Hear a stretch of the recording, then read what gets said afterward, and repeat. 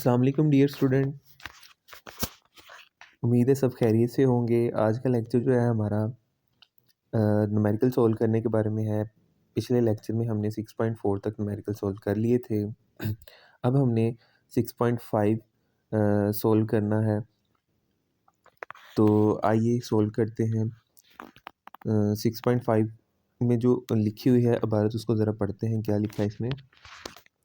On reaching the top of the slope, ठीक है। कहता है कि एक स्लोप है, उसके टॉप पे पहुंचना है जिसकी हाइट है 6 मीटर, ठीक है। फ्रॉम किससे? बॉटम से। अ साइक्लिस्ट है speed of 1.5 metre per second, find the kinetic energy. और पोटेंशियल एनर्जी हमने फाइंड करना है। और mass of the cyclist and the bicycle is 40 kg। ये सिचुएशन कुछ इस तरह से है कि एक इस तरह से स्लोप है, उसकी जो हाइट है यहाँ से बॉटम से लेके इस टॉप तक वो है 6 मीटर। और जब टॉप से बाईसाइकिल नीचे की तरफ आती है तो उसकी वेलोसिटी कितनी है? 1.5, ठीक है। इसकी वेलोसिटी कितनी है? 1.5 मीटर पर सेकेंड। तो इस जो बाईसाइकिल और साथ में जो उसके ऊपर साइकिलिस्ट बैठा हुआ है उसका जो मैस है, वो मैस जो है उसका जनाब 40 kg दिया गया है। तो हमारे पास तीन चीज़ें गिवन है। एक हमारे पास वेलोसिटी है, एक हाइट है और एक मैस है। तो हमने फाइंड क्या करना है? हमने पोटेंशियल एनर्जी और काइनेटिक एनर्जी को फाइंड करना है। तो आइए नीचे देखते हैं। ये 6.5 क्वेश्चन जो है उसका आंसर मैंने लिखा हुआ है। हमारे पास जो चीज़ें गिवन थी वो थी हमारे पास एक हाइट, दूसरा वेलोसिटी और फिर मैस। हमने काइनेटिक एनर्जी और पोटेंशियल एनर्जी को फाइंड करना था। पोटेंशियल एनर्जी जो हमारे पास है उसका फार्मूला होता है ये वाला, mgh। मैस हमारे पास गिवन है।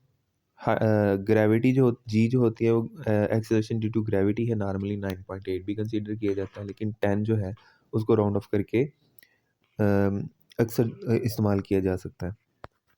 ये आ गया जी हमारे पास जी की value 10 metre per second square. और उसके बाद जो हमारे पास हाइट है वो भी गिवन थी हमारे पास। तो इस तरह से इनको मल्टीप्लाई करने के साथ साथ हमारा जो है आंसर आ जाता है आसानी से, जो कि 2400 जूल है। ले जी आगे नेक्स्ट हमने काइनेटिक एनर्जी निकालनी है। तो काइनेटिक एनर्जी का भी फार्मूला हमारे पास है, वो है ये वाला। तो काइनेटिक एनर्जी जो है 1/2mv² के बराबर होती है। और हमें पता है कि जो मैस हमारे पास है वो 40 kg था। उसके बाद हमारे पास जो ये वेलोसिटी थी वो 1.5 मीटर पर सेकंड थी। तो वेलोसिटी का स्केयर है तो मीटर पर ये जो 1.5 का इसका स्केयर ले लेंगे। और 2 जो है ये नीचे वाला, ये फार्मूले वाला है, ठीक है। ये नीचे वाला 2 जो है फार्मूले वाला है।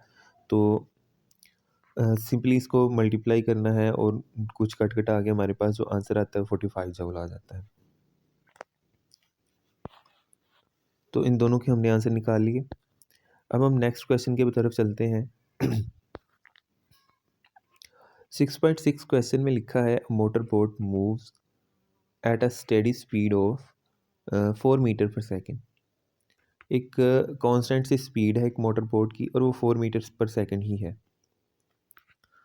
Water resistance acting on it is 4000 Newton. यानी कि ये फ्रिक्शन की बात कर रहा है जो वाटर की वजह से इसको मिल रही है। तो वाटर की जो रेजिस्टेंस है वो फ्रिक्शनल फोर्स जो उसके ऊपर लग रही है वो 4000 न्यूटन है। कहता क्या जी? कैलकुलेट करो सिर्फ पावर। और इसके इंजन की जो पावर है वो हमने फाइंड करनी है।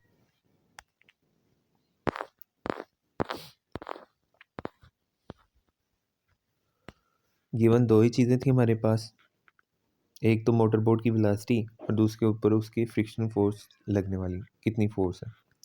सिंपली पावर के फार्मूले में हमने ये वैल्यू पुट कर देनी है तो हमारे पास इसका आंसर आ जाएगा। तो W इज इक्वल टू होता है एफ एस के बराबर, एफ डी के बराबर, या एफ एच जो भी मतलब फोर्स के साथ डिस्टेंस को चीज़ करती है तो वही हमारा वर्क डन होता है। तो W यहाँ पे वर्क है तो एफ एस मैंने लिखा हुआ है।